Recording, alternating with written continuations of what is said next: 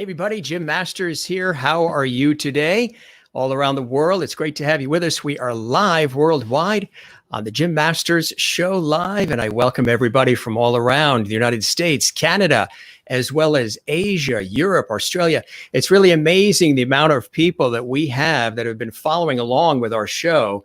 This is our 6th week here on the air on the Jim Masters Show. We also stream in addition to Facebook at Jim Masters TV. You'll also find us on YouTube as well at Jim Masters TV. So many of you are watching right now globally on YouTube. We welcome everybody on YouTube.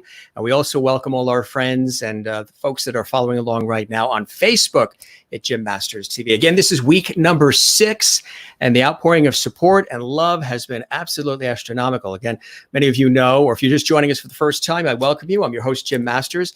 I do this professionally. I'm a television radio host, journalist, actor, voiceover, narrator, writer, producer, stage MC. Been doing this for a long time. And so many people wanted me to create a show like this, an entertainment lifestyle talk show online. So we built a set, we put it all together. We're here at the home studio, which is what a lot of people are doing these days. And here we are with you. And again, we've heard from so many people from all points of the globe. And I just love all of the support and all the love, the great texts and the Facebook messages and the YouTube comments as well. It's absolutely terrific. And as you know, we've had some extraordinary guests who have joined me here exclusively on Jim Masters Show Live. And we do all kinds of cool segments, lots of fun segments, and so much more, again, that really lighten the day for you. You know me, I'm all about light and love and levity. And we're always here to inspire and to empower and to try to lift your day as best as we can. Not every day is perfect. Not every day is exact. So however, we deal with the day and whatever life's issues are and whatever the things are that come our way, as long as we know we're in this together, because especially right now, what we've been going through in this year's time, this is the time to create, to collaborate, to connect, to inspire one another, lift one another up. So with all of our incredible guests from the worlds of music and friends from television and film and authors and scientists, life coaches, sports people, you name it, we've got everybody here on the show. And then what I love too is this is a very interactive show too. We hear from all of our audience members too, from all around the world of viewers. Matter of fact, let's dive right in. We've got a lot of comments here. We're going to welcome our very special guest in just a moment. You probably see his big picture right behind me on the monitor there. And let's see. Jennifer says this will be so much fun. Yes, my special guest is a great friend. He's an incredible actor. He's a singer. He's a musician. He's also an author as well. He's a proud dad. Paul Greene is amazing. We'll talk about him in just a moment. Willie, who's in the Netherlands. He loves Paul. Good actor, singer, very sweet for all his fans. Whenever he has a live concert, he listens to it. He doesn't even sleep. He's a fan from the Netherlands as well. So we welcome Willie to the show. And let's see, Eileen is from Australia. She's going to catch us in the archives. She says she's traveling today, stormy weather. She loves Paul Greene. She saw him in Buttons, which is that incredible movie by our dear friend, mutual friend that Paul and I have, of Tim Janis, of course, the composer. I've known Tim for years. I interviewed him on PBS We just stayed friends and have worked on a lot of projects together. Celtic Heart recently we filmed up in Maine last year for his PBS special. And of course, we worked together at Carnegie Hall with Paul and everybody. It's a beautiful concert for the Kate Winslet Golden Hat Foundation for Autism Research. So she's in Australia. She's a regular here on the show. We welcome her as well. And Alice Gibson says, hi, Paul and Jim. We welcome you. And let's see, Barbara Conrad signing in from Indiana. Good to see you in Indiana. And let's see, Sarah is hello from Malaysia. It's great to see you in Malaysia as well. And we've got so many people here ready to listen to a great chat. Paula Waters, we appreciate that as well. Paula Waters, nice to have you. Hello, Paul and Jim from Toronto. Really, really nice. So many people here. We're going to continue looking at all of these. I'll bring Paul on in just a second. We'll look at these together. Hi, guys. Hi, Bridget. Good to have you here. Paula again says, hey, you from Canada. We love it. So many great people here on the show. So again, we are a lifestyle entertainment talk show. We launched it about 6 weeks ago, and it has been absolutely fantastic. Again, thanks for all of the comments. All your cast of characters are here. George Burns is here. We always have him. Remember, we did the Nostalgic Week. George Burns, the famous comedian, he is here. He's sort of my Ed McMahon. He's sort of like my sidekick here on the show. And George says hello.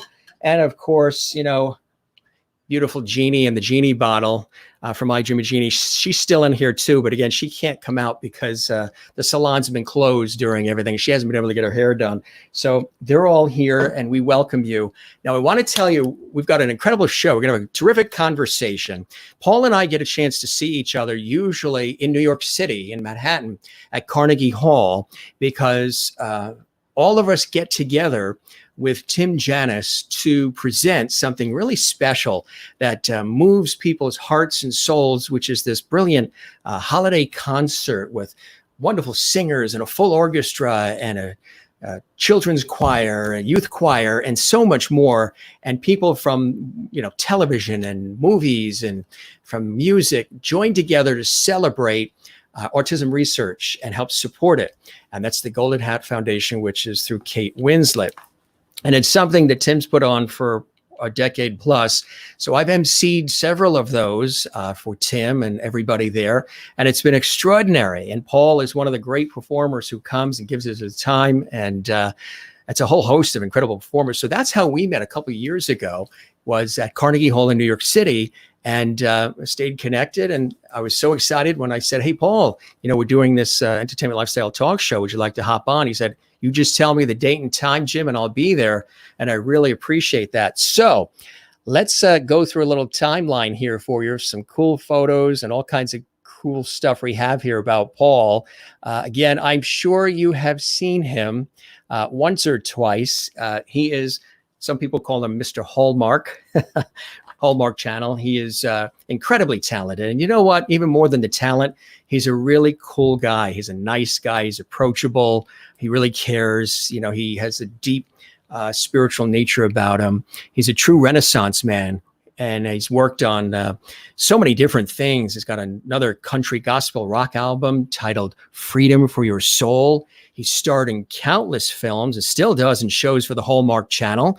You see him all the time, including the huge hit, When Calls the Heart. And that's an extraordinary one. That's produced actually by Michael Landon Jr., Michael Landon's son, co-produced. And of course, you know, Michael Landon for Highway to Heaven and Little House on the Prairie and Bonanza and so much more. Well, his son works on that and created that, and that's amazing. And Paul stars in it. Doing all of this while writing a parenting book, The 52 Ways to Be the Dad You Wish You Had. It's in honor of his son, Oliver, and the male role models in his life. Paul has just released his country gospel rock album, Freedom for Your Soul, which is a tribute to his dad, who passed of ALS. And a portion of the sales actually go to ALS research, which is incredible. He's been influenced by the likes of Johnny Cash and Merle Haggard and more. This particular album is as cathartic as it could be to listen to, as it was for Paul to actually record this. And if you've never heard his singing voice, He's really, really amazing. And again, he's got legions of fans from literally all around the world, and he's been inspired again by his two father figures, his own mentor and his own father. Paul is also finishing up that upcoming parenting book that is really focusing on how to be the best dad possible. The 52 ways to be the dad you wish you had, which will come on with a deck of cards, will encourage fathers to keep a deck of cards handy in times when they need advice. They can shuffle the deck and draw a card, which is, I think that's fantastic. And also based on the books about the Canadian West. This is really cool. I don't know if you have seen When Calls the Heart on Hallmark. It revolves around Elizabeth Thatcher, played by Erin Krakow, Army Wives, who moves from the city to a small coal mining town in the West. Also starring Fuller House's Lori Loughlin, of course, in the past, and Riverdale's Martin Cummins. The show has accumulated a huge audience of loyal fans. He is born in Canada, in Alberta, grew up on a farm, being taught by the importance of his family and structure, too. That's really important. The importance of family and the importance of structure. Scouted from college, Paul started his modeling career at age 18 and immediately became a huge success, having booked a national Levi's commercial within the first week of modeling. And then he spent most of his 20s splitting his time modeling in New York City, Paris, London, Milan, and Japan, walking for Dolce & Gabbana, Armani, Tommy Hilfiger, and more. And deciding at 30 years old and with a 5-month-old son that it was time to relocate to Los Angeles, he started living his dream of acting. And Paul began booking commercials and went on to garner guest spots on dozens of TV shows, including NCIS, CSI, Crime Scene Investigation, The Newsroom, love that show, Aaron Sorkin's show, Girlfriends, Guide to Divorce, and Bitten, just to name a few.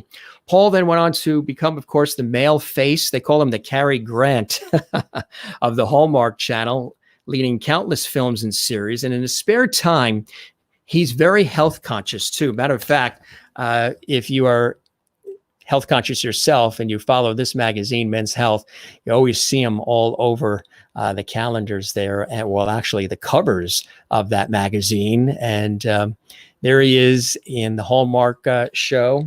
And that's incredible. That's another one, again, that has just been, if you follow When Calls the Heart, that is actually, I believe, the longest running and most watched series in Hallmark television history. That's incredible, isn't it? Again, he's a cool guy. There he is with his wonderful son, Oliver, who he loves so much. And he's just been really everywhere. And there's another one coming up, too, that it's going to be debuting soon. And here's some photos. This is actually just this past December at Carnegie Hall with myself and Paul. This is in one of the dressing rooms. We were all getting ready. And that's with another wonderful performer, Olivia Clark, who's actually going to be joining us as well on the Jim Masters Show live in just a couple of weeks. Looking forward to having her here.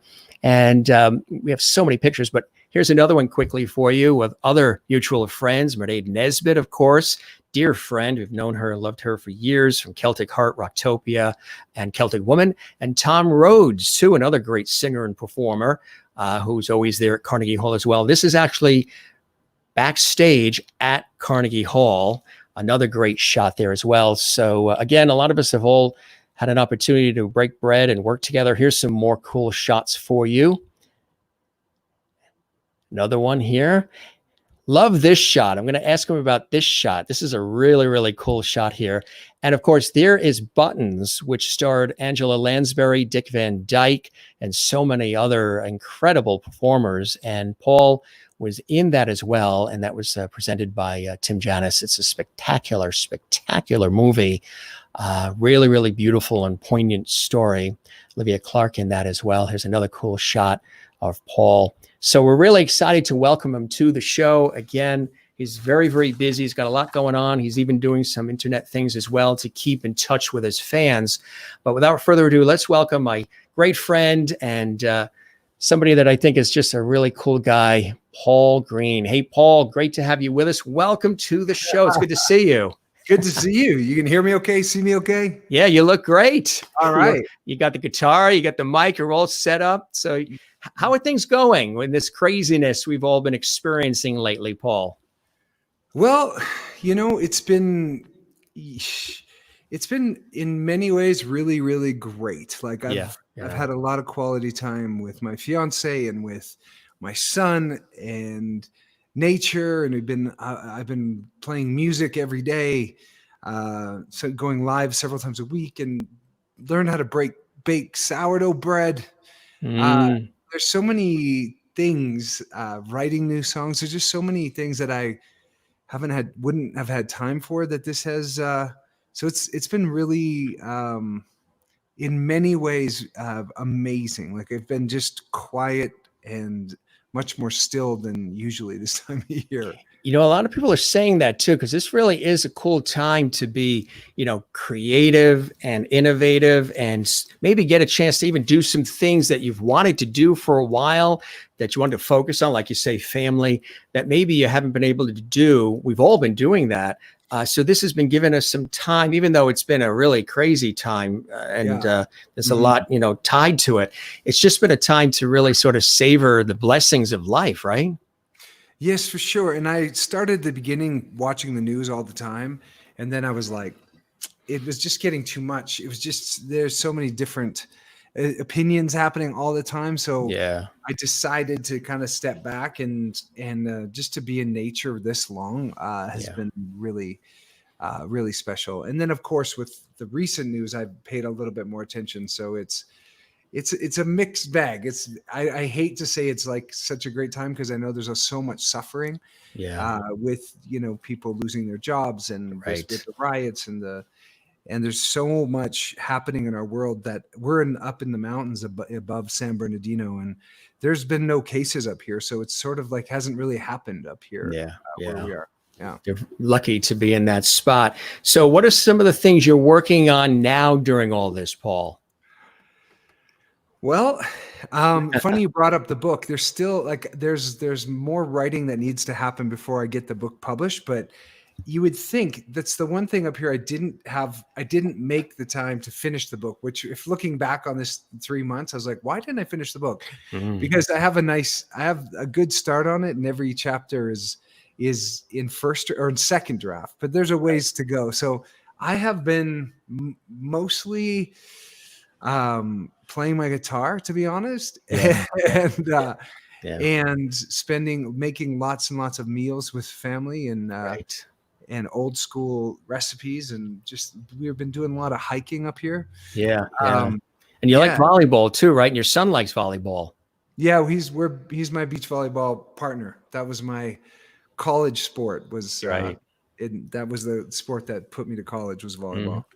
So let's go back in time a little bit. I was showing some really cool pictures and shots for our audience watching from around the world here on the show. And you grew up on a farm in Canada. So did you come from a musical family, a family of entertainers? I mean, folks, where did all of this spark come from for you, Paul? Well, apparently my grandmother was an actress. She didn't tell me this until she was like 93 years old. She passed a couple of years ago, and we were talking, and she had seen some of the When Calls a Heart, and she actually knew Jeanette Oak, because she's from that area. They're from the same town. They knew each other when they were teenagers. The woman who actually wrote the book that the TV show I'm on is based on, the author knew my grandmother from the same tiny town when they were kids, which is really hilarious. But my dad played guitar. My mom played organ. I just going to church 20 times a week, was always around music. Right. But I didn't really, I was a drummer in our church band, and didn't really pick up guitar till I was 18. And then I started traveling the world and brought my guitar everywhere with me. A lot of people think you started in modeling first, but actually you did some acting and performing in church and in school too, right, Paul?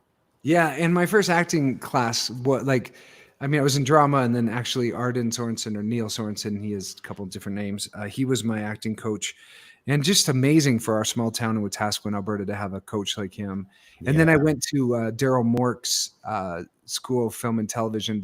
The week I could get my car, I drove myself up for to Edmonton, which was about 45 minutes from my house, to take a type of acting. So I wanted to act, but then the modeling thing just sort of took off and really gave me a lot of opportunity. So one of the things that I like about you, Paul, too, is you always affiliate yourself with things that really make a difference. I know you're really somebody, and this goes back to your youth too. It was inspired, I mentioned, the love and appreciation of family and friends and structure and the things in life, the blessings in life, that, savoring the things in life that truly, truly matter most. And you like to affiliate yourself with causes and things that really do make a positive impact in the lives of other people, right? Yes. I mean, I feel like if you're not living your life as a contribution in some way, then you're really not really living. If you're just living for yourself, it's a shortcut to being totally depressed and miserable. I mean, we're not designed in a way to be self-serving. It's more built in us to contribute. So I learned it from my dad, who was very generous, and I learned the tithing principle from my dad. And I don't really know any other way. It's the best way that I know to have a life that I love, which is to make sure that I'm having my life be a contribution in some way and making a difference. And a bonus is someday when I die, my life will have mattered, which is a bonus. But in real time, it boosts your immune system because you're happier. You're able to feel younger because you're active and doing things with others. And you meet and so many opportunities have come out of so many opportunities that have actually furthered my career have come out of me just trying to show up to a soup kitchen and cook soup for, on Fridays. And I ended up meeting somebody who's like a director, and there's so many opportunities that come when you're living your life bigger than just for yourself. Right. Exactly. If you're just going after it, like grinding to try to make yourself successful, you're actually probably missing your highway to success, because it comes through other people. Exactly. And that's an empty way to do it too, because, you may have all that stamina and you're plugging away, but then you look back and you're like, well, what am I really doing all this for? Who am I serving? Who am I helping? You just may be helping yourself, but that runs out of steam after a while, doesn't it? Yes, for sure it does. And I mean, I've seen people wear themselves out doing service for other people too, where they don't. There's a balance, right? There's a way I make sure I take care of myself first, but then I also make sure that I have avenues of contribution. So there's, you can become a martyr and a victim in service too, which is a bit of a trap, meaning like if you're just living your life for other people too, you can sort of forget to take care of yourself and your fitness and your well-being, and then you're grumpy because nobody appreciates you or something. It takes some balance. And just doing it to figure out, that didn't work, and then you just adjust it, because if you do too much, you don't have enough energy to take care of the things for yourself either. So there's a balance to it. Absolutely. For sure. But these causes have just come my way, like PR Ministries.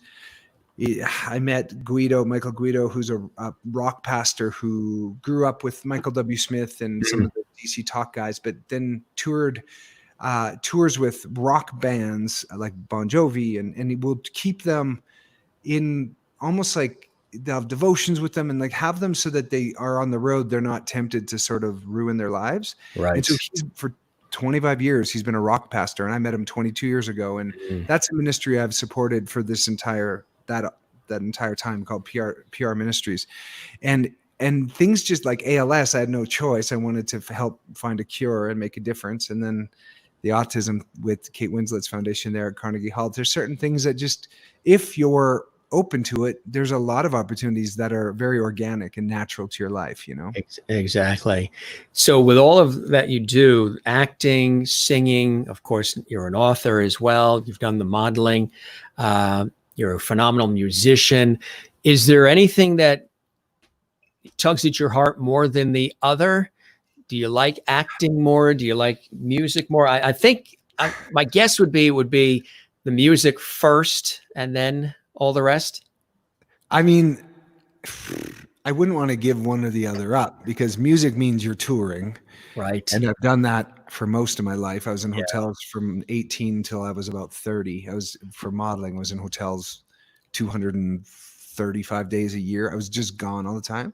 Mm. And that's pretty much what, if you're a successful musician, you don't make money from your record, you make money touring. So I like playing, to be honest, for like my Facebook lives or small groups of friends. Yeah. I guess Carnegie Hall's not a small venue, but I ideally would just be a TV show where my character is a songwriter or a country music star or not really a rock star, but someone like that loves music, but has a lot of other things going on, but just had like, if ideally would be, I would be able to sing and play and still act all at the same time. I wouldn't really want to give one up for the other. I think they work well together though. My incredible acting audience has given me an audience that like my CD, that show up to my Facebook lives, that would show up if I threw a concert like in Ohio or something. So the TV series One Calls a Heart and the success of the movies that I've been in has actually given me the ability to make music that actually gets heard. Right, exactly. And tell us about that. How did that progression in your acting career lead you to this incredible spot and all of this recognition that you have with the Hallmark family and the Hallmark Channel? You are Mr. Hallmark, the Cary Grant of Hallmark, they say. Yeah, there was one very kind writer, Steve Gidlow. He put that out on Twitter, and it kind of picked up some ground. I'll take it. It's a nice compliment. I love Cary Grant. I love Cary Grant. How did it happen? Well, I was on a TV show called Bitten, right, which was the most Hallmark, I guess, character there. I wasn't a werewolf. I was a human. And Bart Fisher, an executive at Hallmark, saw my performance and offered me a movie with Danica McKellar called Perfect Match. And I worked with Ron Oliver, and it was actually Ron Oliver who's like, you're my everyman. I want you to watch all these Cary Grant films. And this is what's funny is 5 years later, someone comes out and says, you're the Cary Grant, because Ron Oliver is on the Film Noir Society and the Noel Coward Society. And he felt my style of acting was very, similar in that it had a classic kind of charm to it. So I had never seen these movies. I grew up on a farm, so I didn't really have access to some of that type of culture. But then as soon as I landed in LA after filming that, they called me back to go work with Ron Oliver again, the same director with Candace Cameron, and that was Christmas Detour. That's right. And then I came back, and a few months later I went back and did one with Lacey Chabert, which was A Whisk for Christmas. And those are sort of the three favorite girls over there at Hallmark, or at least the ones that have done the most movie and that have really the fans really love. So I think I just had the opportunity to work with three of the favorite girls, and fortunately the scripts were fantastic, and Ron Oliver was at the helm on two of those three, and so that's sort of how it all started. And then I walked into the living room, and my mom and my fiance were watching this Western show with a Mountie, and I would find myself kind of watching it, and I'd go back to like doing something I was doing, and I'd come back and I was like, you guys are watching your 8th episode today. I was like, what are you guys watching? And they said, When Calls a Heart. And then I saw Hallmark, and then it wasn't too long. Andrea Brooks was my co-star now on When Calls a Heart, but she was also in the movie Wish for Christmas with Lacey Chabert. And she's the one that said, you should come on When Calls a Heart. And then that's sort of the first time I'd heard of it. But it's just been I think 6 or 6 years I've been with Hallmark Channel mostly. Is that not amazing? Yeah. So in this sort of environment, it's really nice to have a family, like a film family and a studio, and the support of a network where you sort of feel like that you have work, which is as an actor, right? And you want to have a family and provide for your family. It's really nice to know that there's a little bit of security. Right. Exactly. And speaking of that, I showed that wonderful photo of you and your son, Oliver. Does Oliver have any of that acting and music bug in him at all? Not really. He did a bunch of commercials when he was young, and he was able to save quite a bit of money. He did commercials with us. And I was like, he made money. He'll probably like it. Right. But he's not the behind in front of the camera so much type of a kid. He's got a really stunning voice. Like whenever I hear him singing, he's got the pitch, and his mom's a great singer too. And so, but he likes skateboarding a lot, my son. Yeah. Very physical too. Is he into his health? Does he maintain his health? And yeah. And he and his stepdad and his mom are both like fitness spokespeople, really, like biohackers. So he's got cold plunges there, and we have a cold lake here. And so but my son has taught me so much, and that's part of the reason I wanted to write the book. Is my dad, my coach, and my son are the mentors that helped me pull this book together. And because every kid's a little different, right? Like the same, what worked for me, which didn't really work for me, I rebelled terribly. Unless I was trained, I would just parent the way I was parented.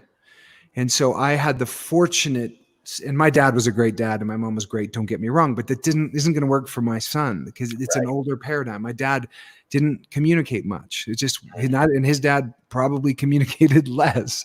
Our generation this time is we have to have a little bit more, I would say, emotional intelligence, meaning talking about our feelings is something that men are required to do a bit more. And so, and this generation is very sensitive, and the environment matters to them, and things bug them about the media. Like his generation, they're so different than mine. So I wanted to learn from my dad and my coach, but also from him. And I've shared a lot of the things in this book, just about ways to reestablish connection with your children. So if you find yourself where there's a wall, if you just pick up one of the cards or open, it's a very small book, there will be a map of just like a step you can take, and a step that would be able to reestablish the connection between you and your children. And I mentioned in regards to the book, which is, I think, a really cool project to really be involved in, because that's a pay it forward type of project. You're going to be inspiring, those who are dads now and those who are going to be dads. The deck of cards. Tell us about having the deck of cards handy. Yes, well, it's just an idea that Michael, this incredible body worker I met, Michael Strickland in Vancouver, who does this Mongolian technique. And I actually did an 8-hour Mongolian massage with him, which it sounds like it would be fun, but it was pure torture. It was the closest to death I think I've been. But he does this really, really incredible style of massage. And on one of our sessions, he's really spiritual and really just phenomenal guy. I see him whenever I'm in Vancouver once a week. And he was working on me, and he's like, you need to do a deck of cards about this, because I was sharing the book with him. And he's like, it'd be really convenient. So it kind of came from Michael. And then it's just, it's 52 weeks in a year, 52 decks in a card. And it just sort of came together on its own, like 52 ways to be the dad you wish you had. And the emphasis will be on be, not do. So we think by doing a bunch of things, we're being a good dad, or a good mom or a good parent, but there's a way of being that is so much more powerful than doing a bunch of things, because we have no problem being doers. We're so busy, but to be able to just be still. So the emphasis in the book is on the dad you wish you had how to right. Be. Exactly. Yeah. So the deck of cards is, stocking stuff for dads, easy to keep it in the truck. They wouldn't be embarrassed by having a parenting book. It's this, I'm really praying, and I really want to do a prison tour with this. Oh, that's cool. A couple of my friends are connected to really amazing prison ministries, and they're able to get in, and I would probably go with my guitar, sing a couple songs, but also share some of the tools that were so generously given to me, also from another mentor, Kathy Martino, that I'm so thankful I've had, and I just want to share them. Tell us about your dad. What was your dad like, and the inspiration that he gave you as the great dad that he was in your life? Well, what made my dad great was his stillness. Mm, My dad was quiet. I came out yapping like we were so different. My dad is a pilot, and I wanted to be really close to him, and he was a welder, and it was in the oil business for our whole lives, and he would fly his own plane, like a little 1964 plane from the Northwest Territories, to visit us on the weekends. My dad was very dedicated and hard working and just quiet. He would never draw attention to the good he was doing. And I saw him be very still so that my mom could be a feminine storm. Like, I watched my dad be very masculine and quiet and still and present when my mom was worried or acting and like concerned or upset. My dad didn't like match her. And I learned right. as I've been growing in different spiritual practices, one of them is understanding the polarity of masculine and feminine. And I'm like, oh my gosh, my dad was like the best example of this. Right. Right. And I like, it's so stunning. He was really funny. And the older I get, the more I look like him, especially with like when I have facial hair up here. I'm like, oh my gosh, I see these pictures. We look so similar. We start to look like our parents. Isn't it amazing? Crazy. And my dad always had his shirts open like this, and I can't for the life of me do this up. I just can't, because I don't know if it's because of push-ups or it's claustrophobic, so I have to do this. I'm not trying to show off my belly button or anything. Yeah. My dad wore his shirt and his sleeves up like this.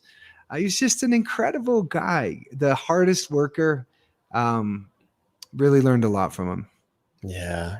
How about your mom too? A couple people have been asking how your mom is doing. I noticed we have over 130 comments here. It's extraordinary because we have an audience that's literally around the world. We're hearing from Holland and England and Australia. It's incredible, Paul. And a couple people have asked, how your mom is. Tell us about your mom. Yeah, mom's really. So my mom is concerned about everything. And one of the beautiful things I've watched is she's really learning. And even, when they say you can't teach an older dog new tricks, my mom is learning to trust and surrender and let go and not be so worried. But she was an ambulance driver, so she has some clout for concern. In her head, the worst case scenario shows up. So she was also a nurse for 40 years. And my dad was gone a lot, so she had to play both men, like dad and mom sometimes, and she hated that. She had to discipline us, and I was a brat. I was the worst. I don't know why, but I was. You tell me no, and I would just show you 10 times different ways that I could show you that could be done. Like, it was just it's made me who I am. Like, it's. And now I've been able to channel it into something that's actually productive. But man, so my mom, we're close. We're really close. My mom fell and hit her head 3 years ago, and we almost lost her. She was on some blood thinners and some other crazy pharmaceuticals that both almost took her out. And since then, she's different. She's actually more relaxed and more calm. She recovered 110%. I miss her because she usually travels this way or I travel that way, and it's been several months since we've seen her. So, yeah. Yeah. Well, blessings to your mom as well. Our families are so important, and you were raised, as I was too, to appreciate the value of family and of life and of giving back. And we're similar in kindred spirits in many ways, that we both like to lift others up and inspire them. And I think that need to do that desire, that want, that passion to do that is instilled in us early by our families, by our parents, by the folks who, when we were younger, we saw them doing it for other people. And then we carry it through. You're doing it and showing your son, Oliver, how to do that as well. And that's a beautiful thing, right? To pay it forward and really try to lift people up. I mean, some of the comments we're hearing, your music has helped people through the pandemic. They've been listening to it, and it just makes them feel really good and calm, and sense of structure and solace and all the beautiful things in life. And that's cool stuff when you hear that, isn't it? Yeah, the live Facebook concert started because Hallmark we were promoting One Calls the Heart, and there's like, do you want to sing a song before the episode airs on your Facebook and we'll promote it? And I was like, I don't know how to sing a song. I'll sing a set. Let's do a 35-minute set. And 155,000 people watched it. So I was like, oh my goodness, there's something here. So the next week I did another gospel one, and on Sundays I do gospel. And then I just started doing them 3-4 times a week. And I take requests, and what's phenomenal is they've helped me to learn so many songs that I kind of thought I knew, but I didn't really know them. And I've been working on my own stuff, and just singing every day and playing my guitar every day has just really helped me grow as a musician. I've done 47 live concerts. That's amazing. Yeah, on Facebook like that. And I used to do Instagram together, but they got kind of bumpy together. They didn't like sharing the Wi-Fi or something.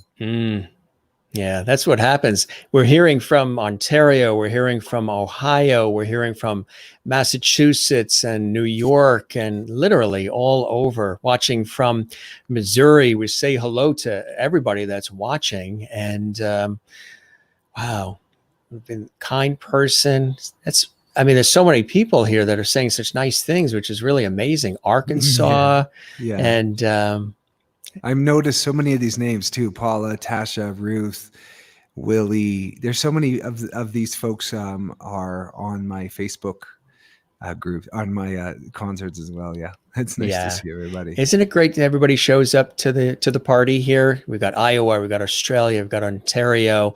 So mentioning some of the things that you're working on now, when do you expect the book to actually come out? Is it almost done, or you still got some rewrites or anything to do with it? When I first go back to Vancouver, I'm going to be quarantined, I think, for a couple of weeks before we start filming season 8. So yeah. I think I'll get her mostly polished there. Here's what I doing things alone is ridiculous. Like, you need to build a team. So I'm looking really honestly to find the right team to bring this out in the best way. I did a year-long program called Team Management Leadership Program, and I learned in it like to build a team. Doing it on your own is a surefire way to just be in your head and never get something done. So right. I'm looking to create some publishing connections and reaching out to Crown Media, possibly. That's a way. It's just, there's something that's got me paused, and I'm not forcing it. And it's definitely within a year I'll have it out. It needs to be out. And I'm really want to get into the prisons. Absolutely. What was the writing process like for you, Paul? I'm a writer as well. And sometimes the hardest thing is to put those first few sentences down on the page to know where to begin. Did you pretty much know where to begin and what you wanted to start with, and then it just started rolling for you? Yeah. So, I mean, it's more of like, imagine in real time when things were happening, I would just go put it in my notes. So when I would watch the way I was interacting with my son, if it didn't work or it did work, I would just go add it to, and it just kept growing and growing. And I mean, off my head, I just came up with the first 27 chapters just because my mentors and my teachers were so phenomenal. And actually writing, so each chapter is only like a page and a half, so it's very efficient, and some are little, like 2 pages. So it's bite-size bridges back to connection is really what it is. And it's very digestible for men, but also women are going to love this too. It applies for women and their daughters as well as fathers and sons, I would say. Absolutely. I want to show a clip here. We've got a clip of some of your body of work, just a short little clip. And I know folks are asking, are you going to play? And you're kind enough, Paul, which I really appreciate. You're going to play song or two for us here. So stay tuned, folks. That is coming up momentarily, but we're going to take you through memory lane here, down memory lane with just a little clip of some of Paul's amazing acting work. And we're going to do that right now. And then we'll be back and we'll chat about it. And here we go.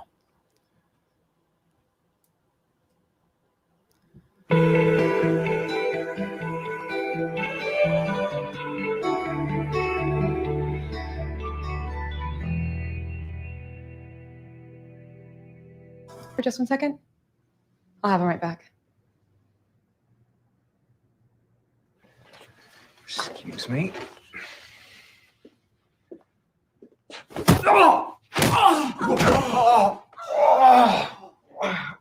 Oh! I made it to the rage phase.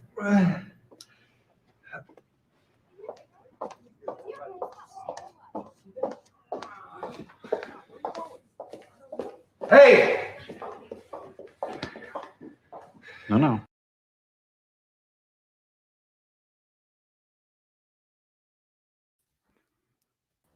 That was from Newsroom, wasn't it? That last clip. Yeah. Yeah. I don't like playing the bad guy. Yeah. I've gotten used to getting the girl and not being the guy. I've gotten. It's I funny. remember that. I loved Newsroom. That was such a great series. It was more shorter lived than I would have hoped. It was really, really cool and so relevant and topical to what was Sure. going on in the news too. Aaron Yeah, Sorkin produced. Yeah, Aaron Sorkin's great. Yeah, that's it's funny, this town. I mean, I worked with Sofia Coppola on a film called Somewhere, and then that one, they come in the weirdest ways. Like Olivia Munn and I were in acting class, and they couldn't find my character, and she saw me on an Amazon commercial and late at night, and she said, "There's our guy," and she called the casting, and I came in, and I still had to win the role, but because Olivia and I went to acting class 7 years ago or 9 years ago, she thought I would be great to play her boyfriend in that thing. So yeah, it's so cool how this. It's neat to watch how life unfolds if you let it. That's the key.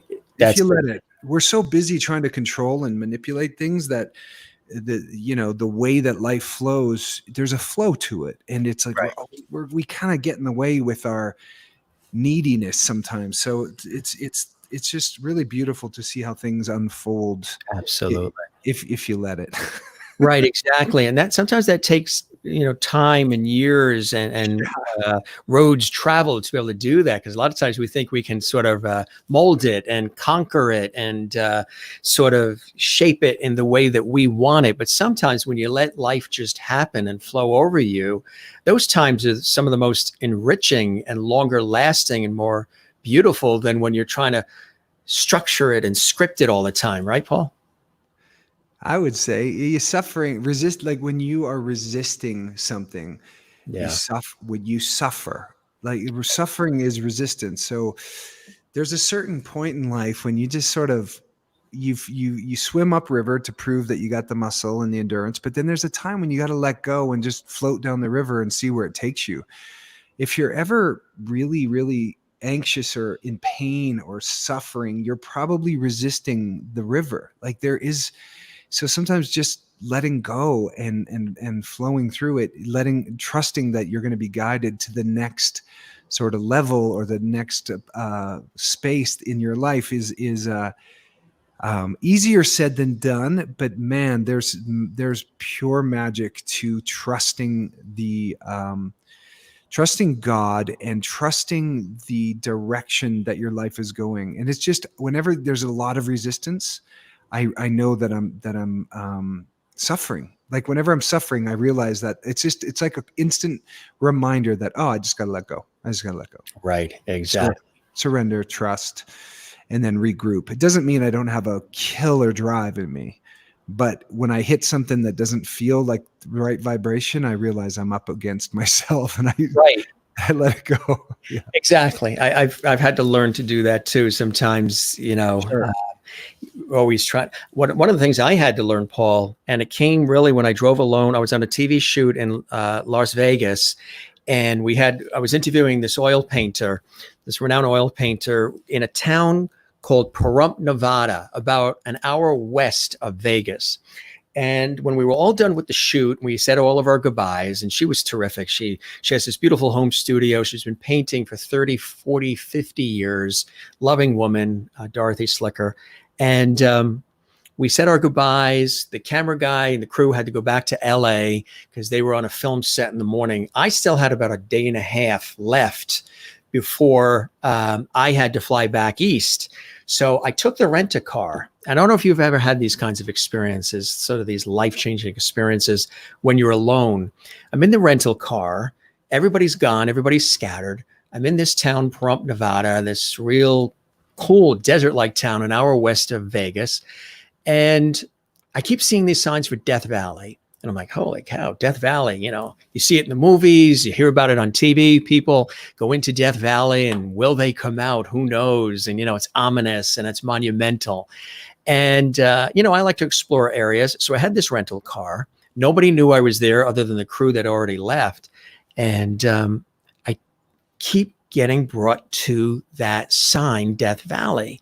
So I said, what the heck? You know what? You live once. Let's go into Death Valley. Now, this is in August in Nevada, in Vegas area. It's already like 110 in Vegas.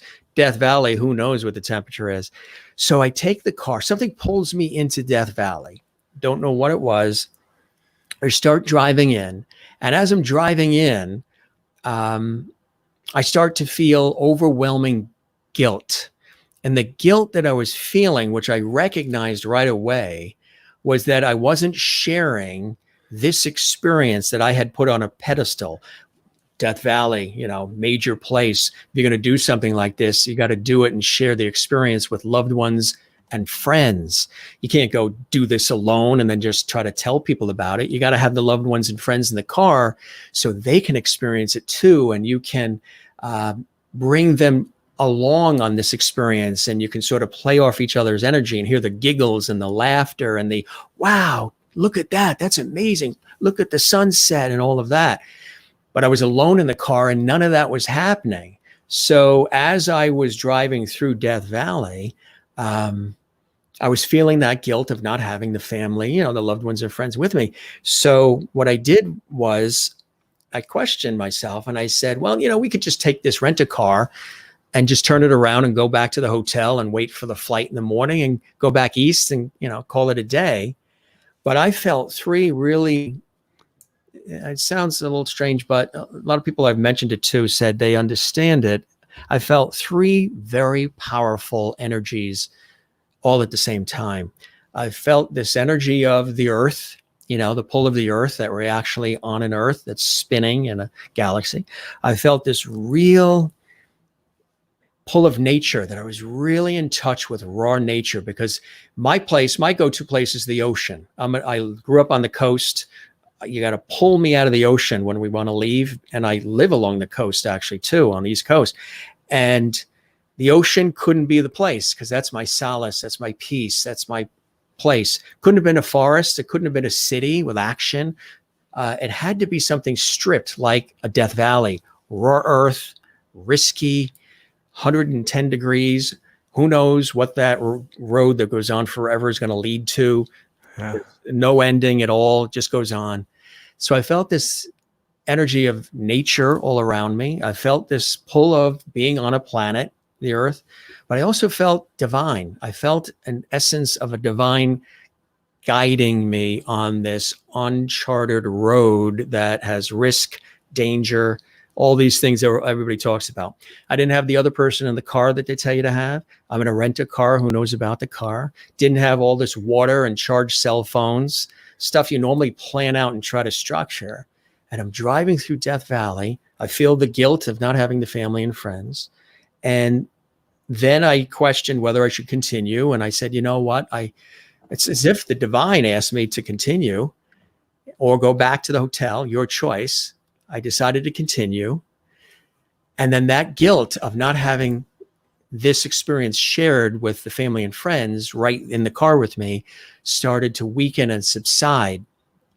And it was extraordinary as I drove alone all the way through Death Valley, Nevada, California, and then all the way back, because we had to get to the flight in the morning.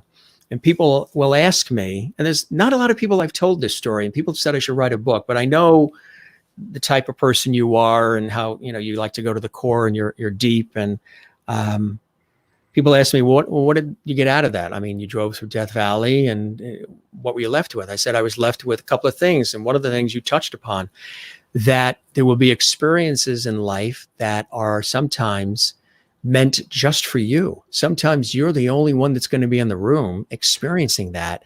And that's okay. That's all right. It doesn't always have to be something that you're presenting or you're creating or that you're sharing. So that was a lesson learned. The second thing was that the world, and you touched upon this earlier too, which is what triggered this quick story. the fact that the world is going to continue to spin on its axis, whether Sure. I save it from itself, well, whether I put out all its fires and I always try to rescue everything and heal it all and take care of it all for everybody, putting me second and everything else first. The world's going to spin continually, whether you do that or not. And then the third thing is when you're on the airplane and the flight attendant says, okay, now in the event of needing oxygen, the mask is going to drop, put it on you first. Yeah.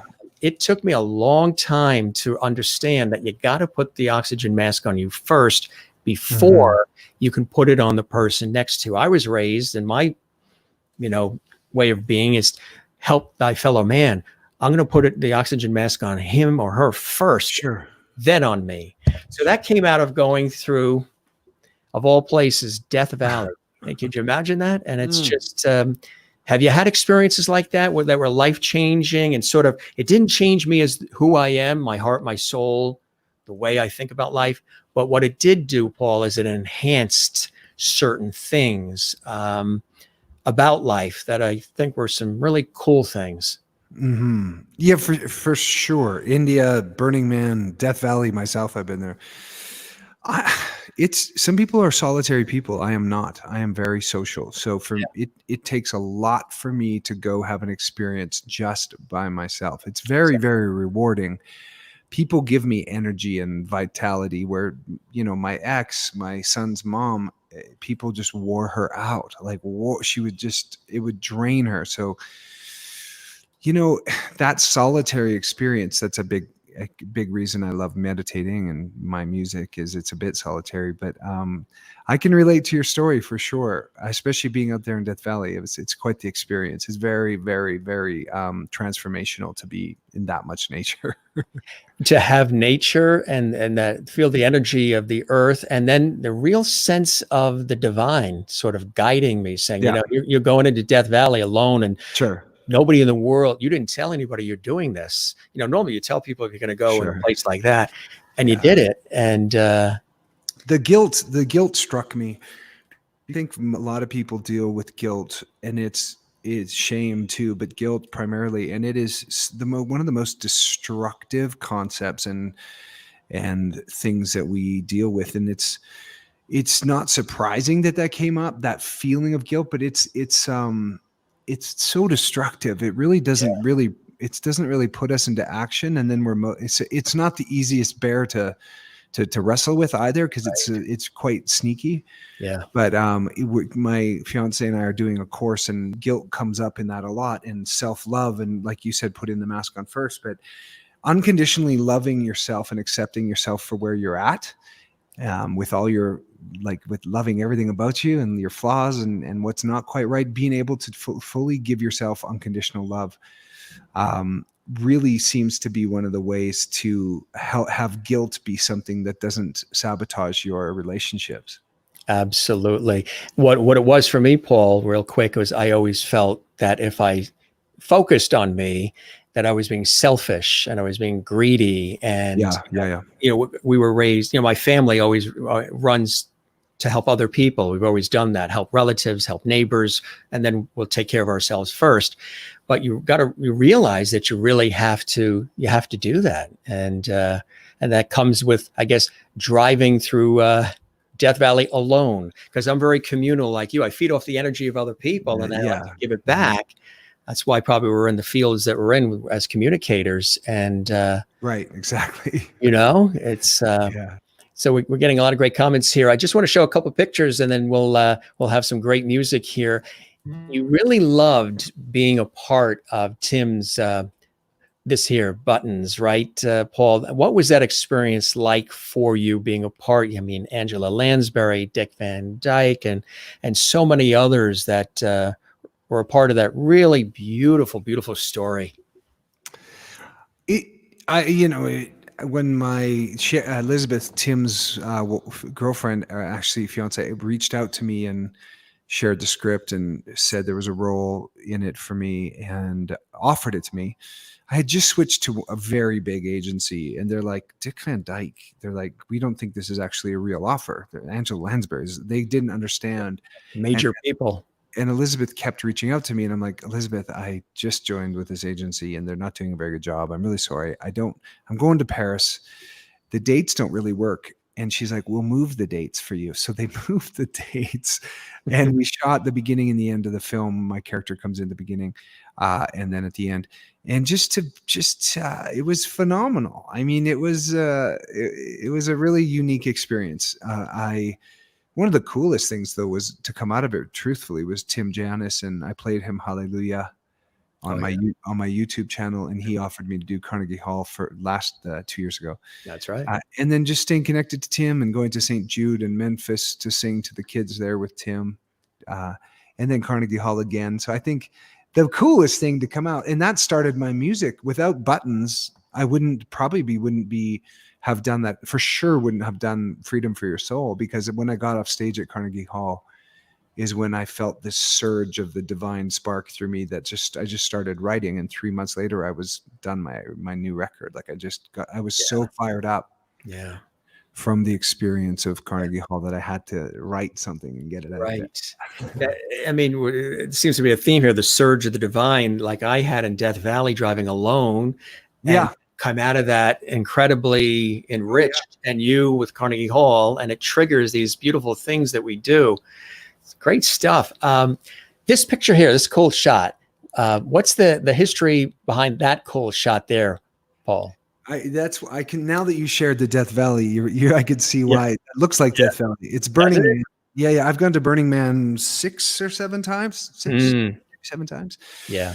I'm an artist, and those, I have several really wild outfits that you pretty much only wear at Burning Man or for photo shoots, and just you get to fully express yourself as an artist with no judgment. And I'm a pretty, I don't know if I wouldn't say I'm a liberal person, but I'm not super conservative either.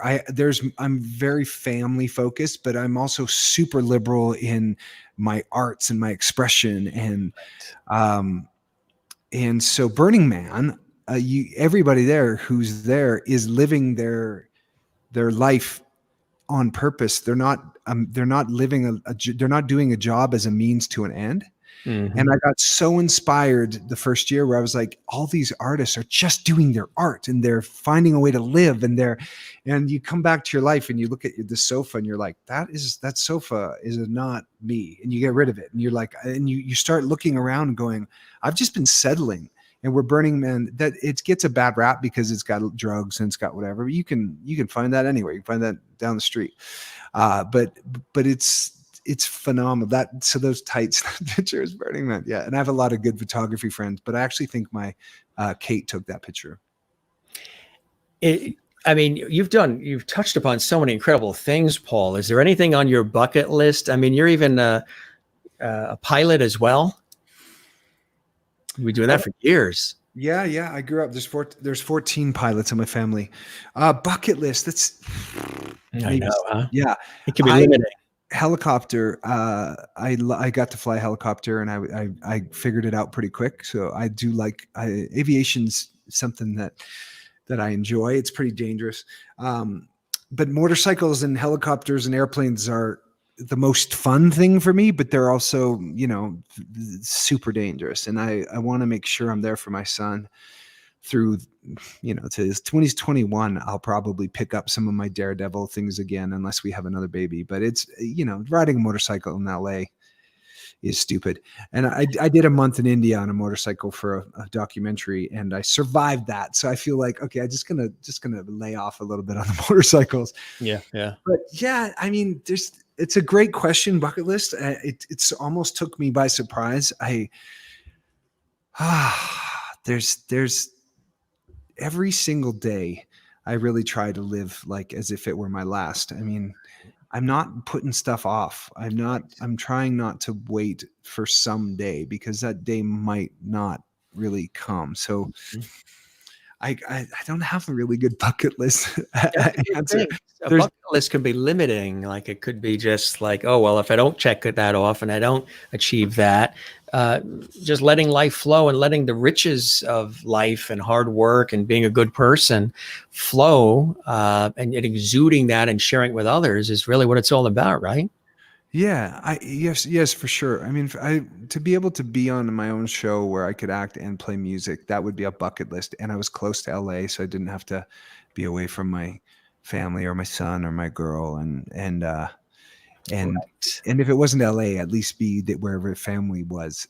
So to be able to be fully expressed as an artist and as my soul would be the bucket list. To live my life where I am fully expressed is something I definitely have my sights on, and I've had the feeling of it, but it is Mm. not living your life to please others or to get the admiration or the love of others, or just to be so authentically Paul that I wake up with the smile on my face every day, Right. which is I think a life worth living. And you're learning things about yourself every single day as you go on, as we all do, as I do about myself as well. And that's a beautiful thing as well. Quickly, before we have you sing, for those who are watching for the first time and they're hearing about When Calls the Heart, tell us a little bit about your character that you play, and you've been doing so incredibly well for so long. I mean, it's the most watched, longest running Hallmark series on the Hallmark Channel in history. That's really cool. Yeah. I play a doctor who's got some history with accidentally, well, trying to save my wife. She died on my operating table. As the story, my backstory goes, and it comes up with a few different surgeries. It's really great to be a part of that cast. It's a huge cast. So there's some episodes where there's smaller storylines for individual characters. I mean, we're a humongous cast. So I've only been on the show for 5 years. The show's going into season 8. I came on at the end of season 3. So, yes, being amongst on a show that's going into its 8th season is phenomenal. It's a real blessing, and the cast is like family. And I love being in Canada. Hate being away from my son, but it's a great second best place to be. I do really like Vancouver. Love this shot too. Who's the group here?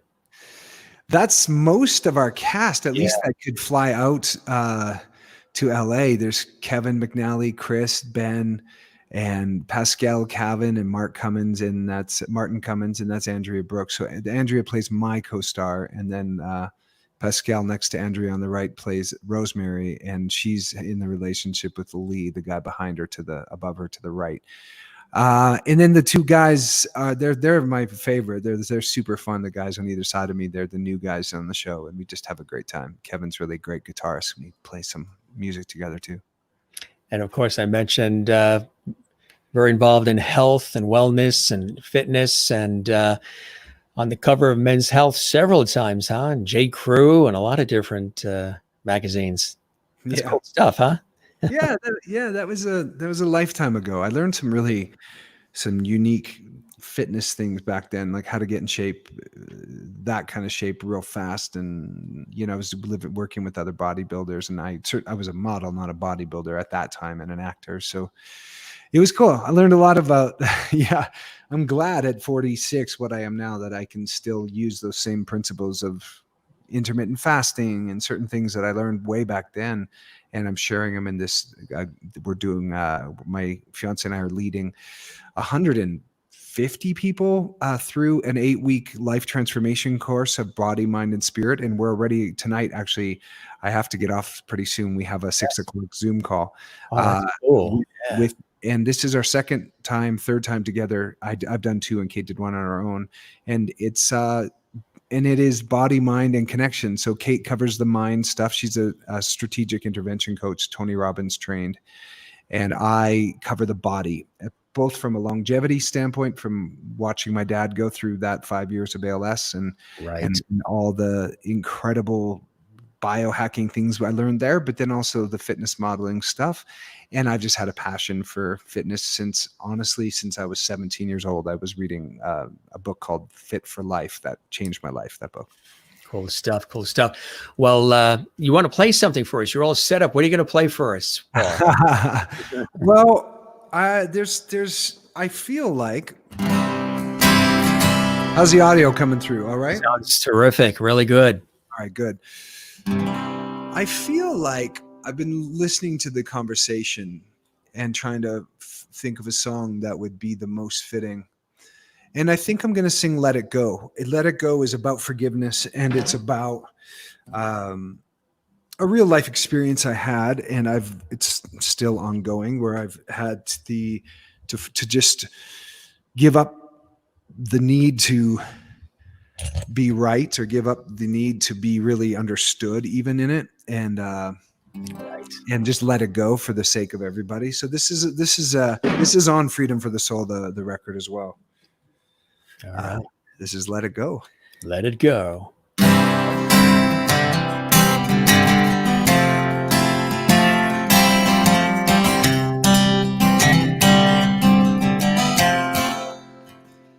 It's been a while since I've seen your face. It's taken me some time to find my place. I had some trouble trusting love. I was waiting for help from above. From time to time, our story came around. I left out the parts that would burn the whole house down. Just when life was starting to make sense, we tore down a wall, we built a fence. Let it go, go, go, go. Freedom for your soul. Let it go, go, go. It'll take everything you hold. Let it go, go, go. Just when I thought I was on the other side, I had to go another round with my pride. I can forgive you again. I have some ideas where you've been. The wounds you give me are the ones that heal me. When the shame is gone, new life I feel. Let it go, let it go, go, go. Freedom for your soul. Let it go, go, go. It'll take everything you own. Let it go, go, go.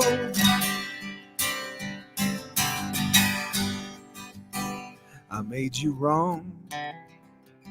I made you pay. I could have done this to my dying day.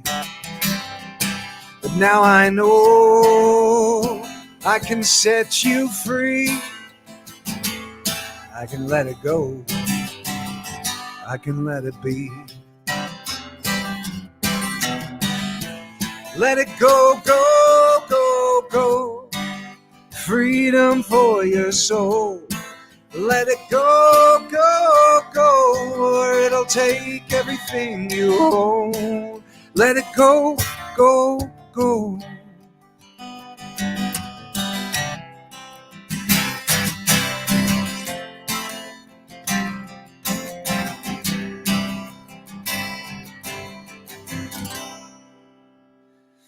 Let's let it go. Sometimes easier said than done, but it's worth working at it, I say. It's really nice, beautiful, and we're getting so many comments here. People love that song, and that's is that a favorite of yours too? Some are saying that's a favorite of yours. It's yeah. Michelle said that it's in the moment. It's just in the moment. I like to play it's only the songs that I'm feeling. If I'm feeling it, I'm always, yeah, it's like, I don't know, it's like picking up your favorite paintbrush when you're a painter. It's not, I don't really have a favorite. There's different moments for the songs that they serve a purpose. I feel I get led by spirit. I feel like sometimes I just let go and I'll play for an hour straight without even stopping, and just whatever song kind of comes in. Absolutely. You have another quick one for us before you? This will be quick. This is not my song, but it's a lot of fun. This is pretty quiet. Can you hear my guitar? Right? That sounds fantastic. The audio sounds really good, Paul. Is that right? Because I can really hear my guitar, and I wonder why. Let me just turn it up a tiny bit. Yeah. You lean forward so I can hear it. We love all these comments we're getting from all around the world. Here with Paul Greene. I'm your host, Jim Masters, Jim Masters Show Live. And thanks for all this time, Paul. Appreciate it. It's a wonderful conversation, really is. And a lot of people are moved by what we're doing here. Well, these are some really amazing people. I recognize a lot of them. And I feel like I've gotten to know a lot of them over this quarantine. It's been special. Absolutely.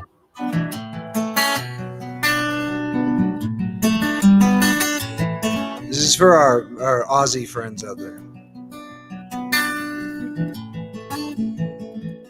Traveling in a fried out combi on a hippie trailhead full of zombies.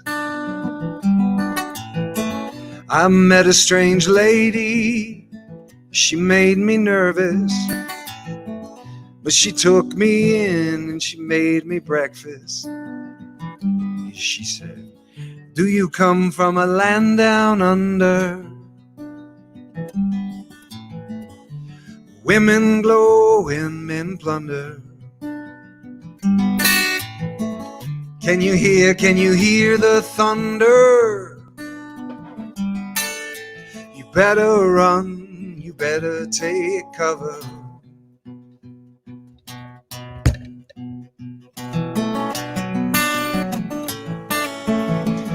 Buying bread from a man in Brussels. He was 6'4" and full of muscles. I said, "Do you speak my language?" He just smiled and made me a Vegemite sandwich. He said, "Do you come from a land down under? Where beer does flow and men chunder. Can you hear the thunder? You better run, you better take cover."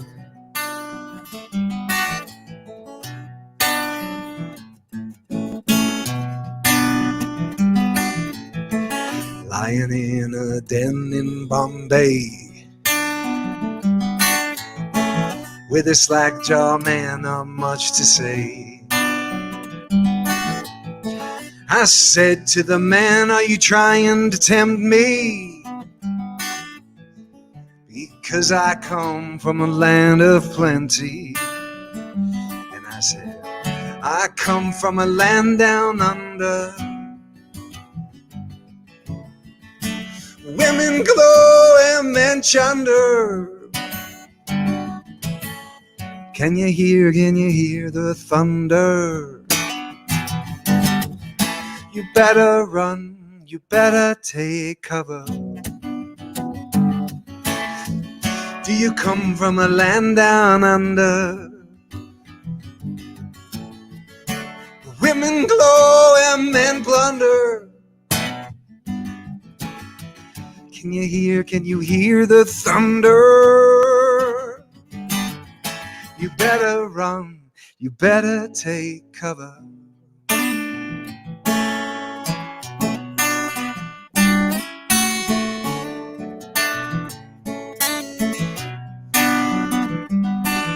You better run, you better take cover. You better run, you better take cover. That's a fun song. I was used to play it super fast, and then my buddy's like, "Slow that thing down," and then I slowed it down, and I like it so much better. The lyrics are really there. Yeah, well, actually, that's what people are saying, Paul. They loved it, but they love the slower version too. It sounded really, really good. And, yeah. And Michelle's looking forward to the Zoom, so I know that's coming up too. And Paul, you're the best. You really are, and I'm so happy. I've been telling some of the guests that have been on, we've had some extraordinary people, and I'm so honored and happy to have you here, my friend. And I'm glad we met, through Tim and everybody at Carnegie Hall and the beautiful project that is for the Golden Hat Foundation. But there was a group of people that I knew in the early weeks of this show. This is week number 6 of the show that I wanted to have on the show. People who are empowering, people who are inspiring, people who really care, and people who give back. And you were right there on my list. And I'm so happy and honored that you gave us the amount of time. We were able to go deep a little bit, talk about your career, your family, the things that really bring you blessing and joy in your life, share some music with the audience. You're the best, Paul, and I really appreciate it, my friend. Yeah, you too, Jim. That was great. I loved you. You asked some very unique questions, and we went down some roads that I haven't gone on interviews in a long time. So that was fun. It was fun for me as well. Yeah, thanks for having me. Oh, it was great. It was terrific. And the door's always open. You're welcome anytime, my friend. We would love to see you again, and keep just being amazing and all the cool things you're doing. Thanks, Jim. You too, man. All right. Thanks for everything. We'll see you again. Have a good night. Okay, you too. Bye, everybody. Thank you guys for tuning in. Absolutely. Bye. Thanks, Paul. Take care. Isn't he amazing? Thanks for all of these great comments. Some wonderful comments coming in here. You are very welcome. People from all around the world. Let's see if we can show some of these comments with everybody here. Paul is absolutely amazing, isn't he? He's really, really terrific and a good friend. And again, we've worked together, Carnegie Hall, and there's a number of people that on my show, when we created the show 6 weeks ago, the Jim Masters Show Live, we're here every night, 7 p.m. Eastern, 4 p.m. Pacific on YouTube at Jim Masters TV. You can go back in the archives in Jim Masters TV on YouTube and see all the interviews, all the episodes of our entertainment lifestyle talk show. But there's a select group of people that I wanted to have on the show in the early weeks of the show who really are special and really give back and care. And the guests that we've had on so far have been amazing. And I knew that Paul would give his time as he has, and I appreciate all the time he gave.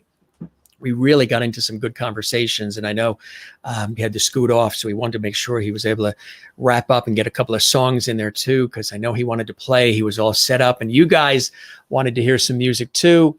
We say thank you as well. So many people here. It's really wonderful. I hope we get a chance to see all of you again. We're here 7 p.m.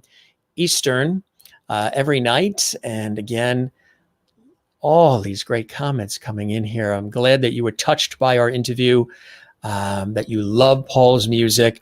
Again, Paul Greene. You can check him out online. Of course, he's on the Hallmark Channel, and he's always doing incredible work. And I love having people in my world who truly give back, who are doing things for the right reason. He has a love of family, a love of friends. He appreciates his fans and followers. I appreciate the people that watch my work on television and radio and everything I do, and everybody here that watches this show every single night. Truly a joy, truly a blessing. And when you get a chance to share terrific people like this, a golden heart, absolutely. You're very, very welcome.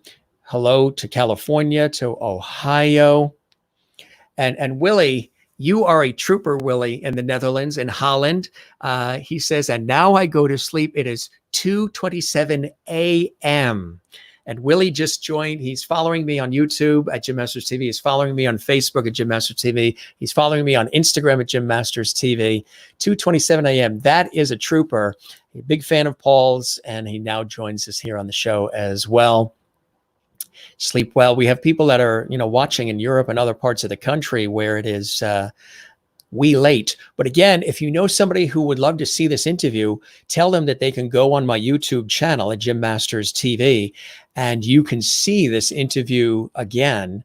It is. Thank you very much, Jim. I'll be back. In the words of Arnold Schwarzenegger, I'll be back. Absolutely, Michelle. We hope you are back. And boy, there's so many. A wonderful interview, Paul. Is a real blessing. I concur. I agree. Ireland. Yes, we have family in Ireland.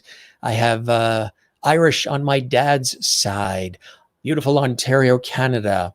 And sleep well. That is for Willie in the Netherlands. And wonderful interview, Paul. Real blessing. Yes, I agree.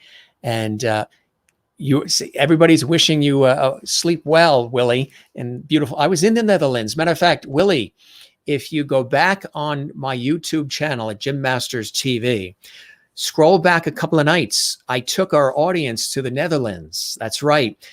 This show, I also take on location because when we have guests, we do guest interviews and all kinds of entertainment. But some nights we go on location. I took people to see the Brady Bunch house in California, and we went to Malibu and Los Angeles.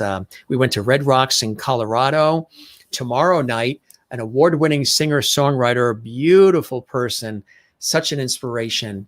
Buffy Ford Stewart is going to be with me tomorrow. Actually, this is an exclusive interview where we went to her home in California, which is just north of San Francisco, and we filmed there for 10 hours. It's a television interview that I did celebrating the life of Buffy Ford Stewart, her husband, John Stewart. John Stewart, a prolific singer and songwriter who was one of the founding members of the Kingston Trio. He also wrote the song Daydream Believer, made famous by Davy Jones.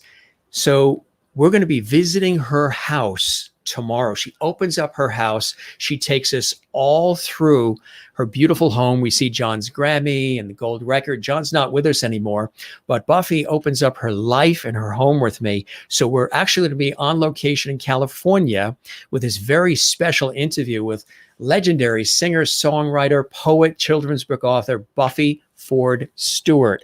Here's a quick picture for you here so I can show you. Buffy is a blessing. If you loved Paul, you will absolutely love Buffy as well because she's a loving person. She's going to be a guest on the show in a couple of weeks as well. But this is a special interview where we went to her home in California and she opened up her home, her life. We're sitting on the white couches. Her dog Lucy's next to her. And it's absolutely beautiful. This is Buffy there, Buffy Ford Stewart. And this is a little bit back earlier with Buffy and John Stewart, the legendary singer-songwriter, her husband. We're also going to have Mike Casey, saxophonist, joining us here on the show. Actress Clara Francesca is joining us here on the show. Guitarist John LaBarbera is joining us here on the show as well.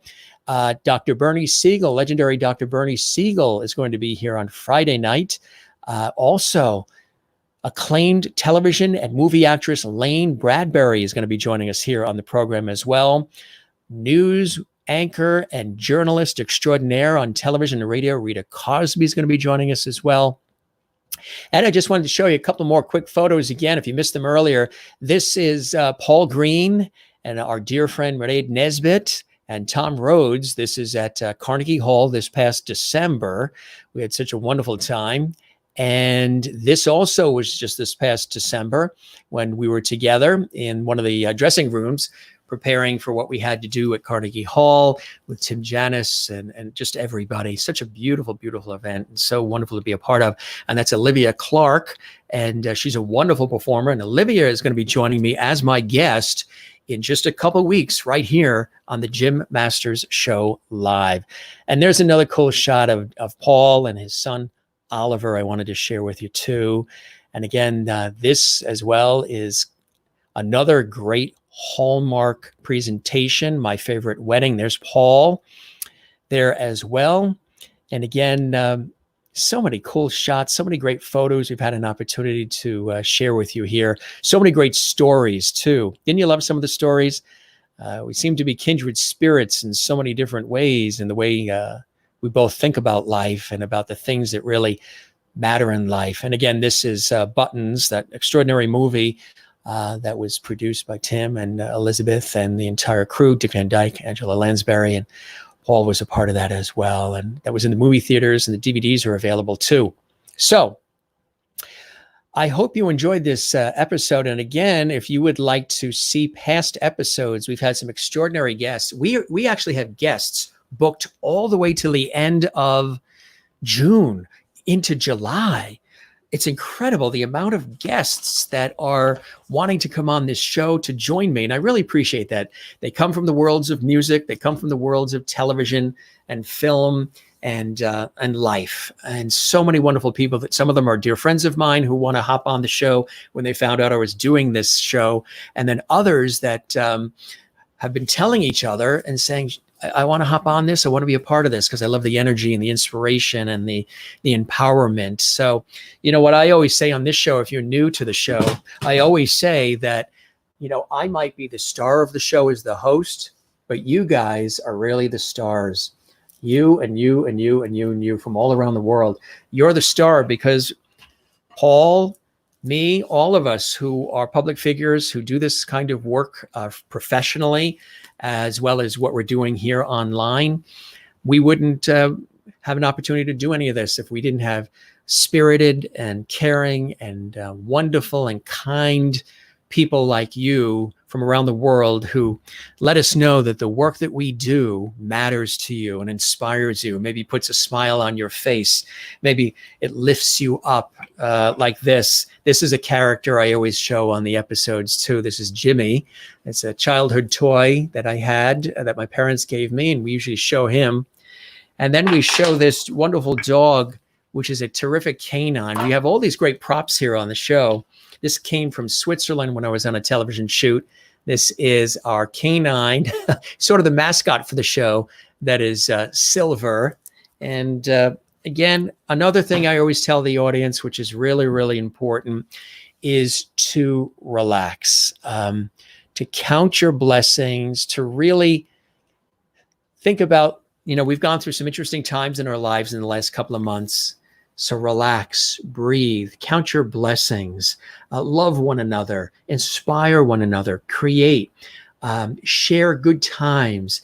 Think about your passions and your purpose, and be heartfelt and soulful and kind and pay it forward. Paul does it all the time through his acting, through his music, through all the wonderful things he does with charities and causes, which I love to do too. I'm very, very involved in lots of charities and causes. I love to MC a lot of charity events and do whatever I can. And it's really important to do that, to give back to society. So relax and breathe.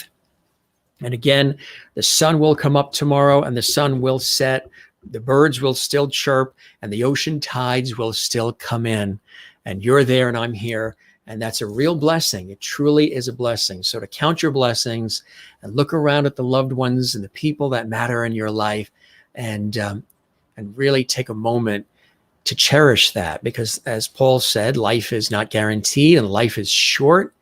And that is so true. I'm a big believer in that as well. Life is short. So savor every second. And to have you here with us tonight from all around the world is truly, truly a blessing. So with that, another thing we do on the show is I toast you and you and you and you and you from all around the world.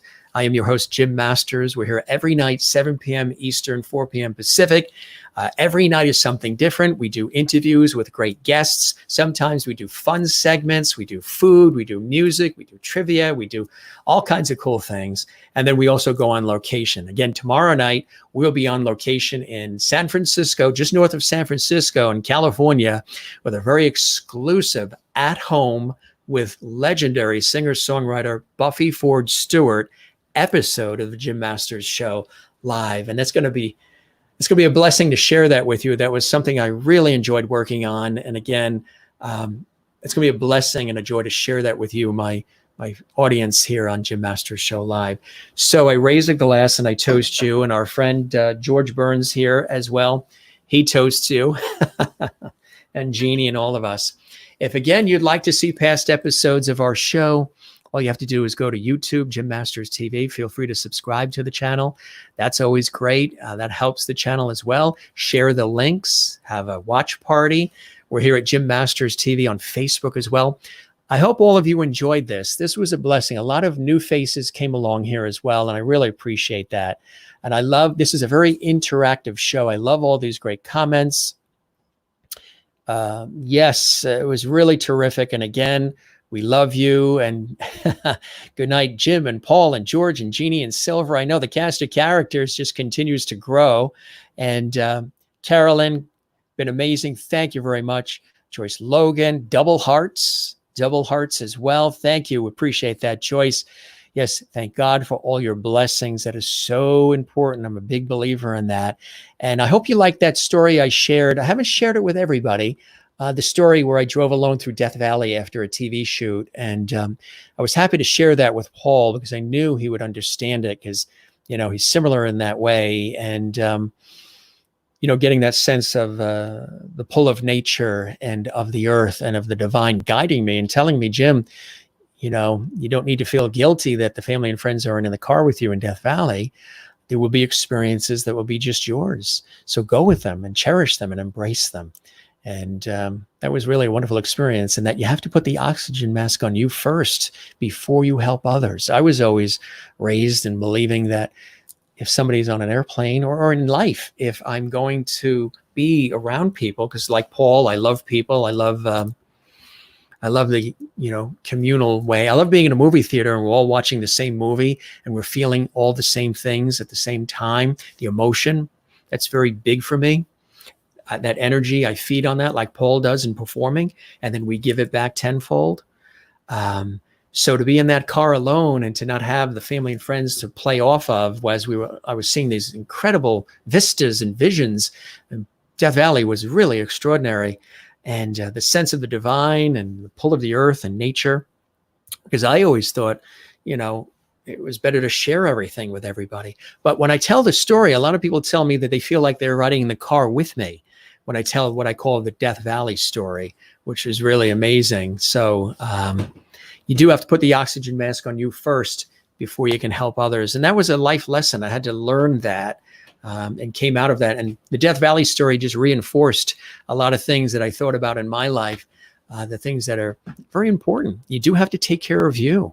And the world will continue to spin. If you're a caretaker type and you're always helping others, you have to help yourself too. And it's not greedy, and it's not something that you have to feel selfish about. That's what I thought. I would always figure, what I didn't mention to Paul was I was going to turn the car back because I said, well, maybe we'll come back to Death Valley, which if you're not familiar with Death Valley, it's a huge desert in Nevada and California in the United States. And it's well known and it's monumental, and there's a lot of risk. It could be 130 degrees Fahrenheit in one part, and then it could be snowing in another part, and wild storms and mountainous and a road that goes on forever. So to do that alone and not telling people has a lot of risk involved. So it had to be something risky. It had to be something stripped of trees and ocean, which I love as well, for it to really be something that had that kind of impact on me.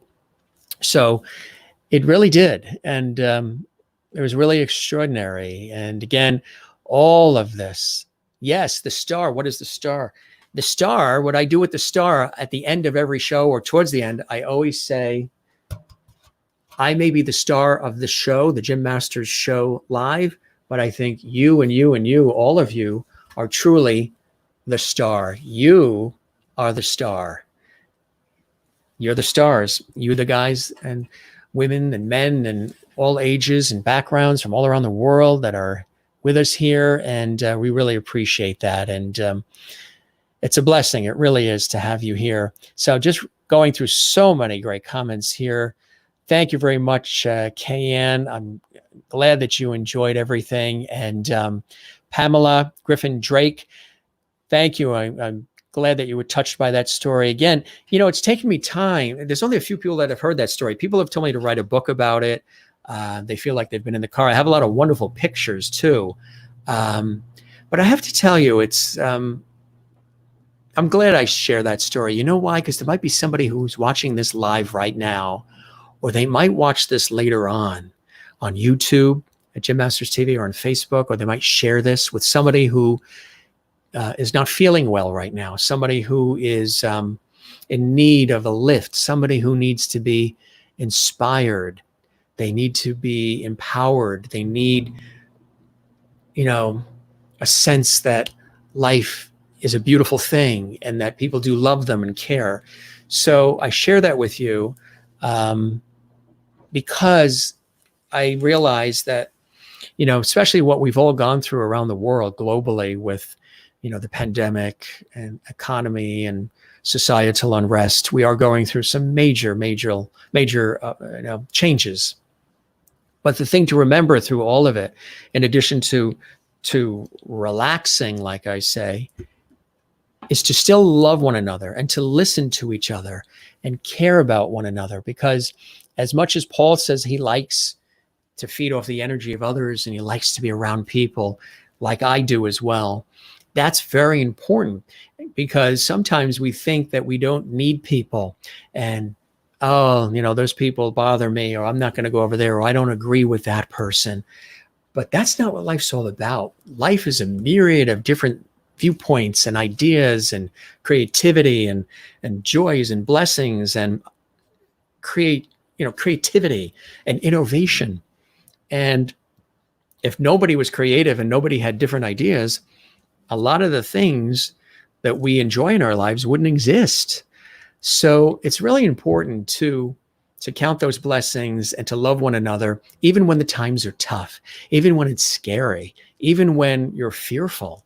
A lot of the news that we've been experiencing around the world, not just here in the United States. This show is broadcast in the United States and it's broadcast globally, but it originates here in the United States, in the Northeastern United States. And a lot of what we've been talking about and a lot of the things we've been experiencing can be scary for all ages and for children especially. So it's uncharted waters. So the key is to really stop and think about your life and the people in your life and the joys you've had. And maybe you had a wonderful childhood. Think about, bring out old pictures. A lot of people are doing that now. They're bringing out old pictures, and we did a whole nostalgia night where I brought out all my childhood toys. Well, not all of them, but I still have a few of them. And then all the viewers started bringing out all of their toys as well. And it was really wonderful. Willie says he's in the Netherlands. Willie hasn't gone to bed yet. He said it's got to be 20 to 3 a.m. there in the Netherlands in beautiful Holland. He cannot sleep. I'm listening to you, Jim. Well, Willie, I thank you. And I really appreciate that. And, that's what it's all about. It's, I love this comment too. Yes, God let you share it because I'm sure a lot of people need to hear it. I agree. We're all so very caught up in all the things we have to do in our own lives sometimes, and we're all so busy, and sometimes we don't take time to really appreciate the beauty that's around us. Like I said, for me, the ocean is my go-to place. I love the ocean. As a matter of fact, I think we still have a photo up here? I think there's a photo. Sometimes we show it during the show.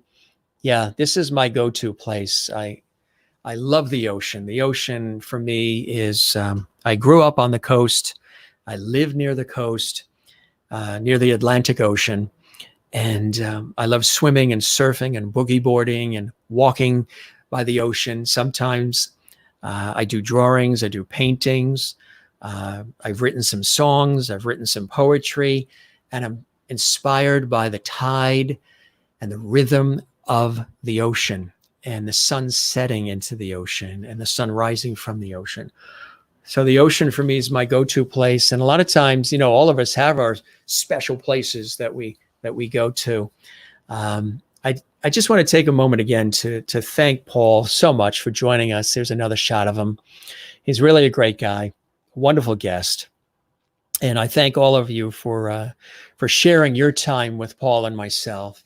And I hope you'll join us again here on the show. Again, this is a lifestyle entertainment talk show We're very interactive, and I love having you here with us. We've created this 6 weeks ago. This is, again, what I do for a living as a television radio host. And Vera says, yes, I agree. Any color, sand, beach, you got it. Sand and the beach, rock on, literally. That's the place for me. So I hope you had a good day today. Usually I ask this in the beginning of the show, but I wanted to get Paul on because I knew we had a certain amount of time to share with Paul, which we appreciate so very much. We appreciate all of our amazing guests, and they can be on for as long as they want. Some are on for a long time because that's what they want. Some we have to wrap quick. Whatever it is, just having time to share with you and with our amazing guests it's quality time. It's beautiful time. So I usually ask everybody, I wonder if you had a good day, and I hope your day was a good one. I hope you had a good day. I hope your tomorrow is a really good one as well. Our friends who are watching in Australia, they're entering winter. So get ready to bundle up. We have so many people in Australia that I hope to get to Australia. Australia is a place I haven't been to yet. We've been to several places, Italy and Greece and the Netherlands, been to the Netherlands and other places, Mexico, Bermuda, but not Australia. I hope to get there too. We were in Greece as well. So I hope you had a great day. And Kathleen Walker, who is in New York City, who is another dear friend. Kathleen, great show, Jim. I appreciate that.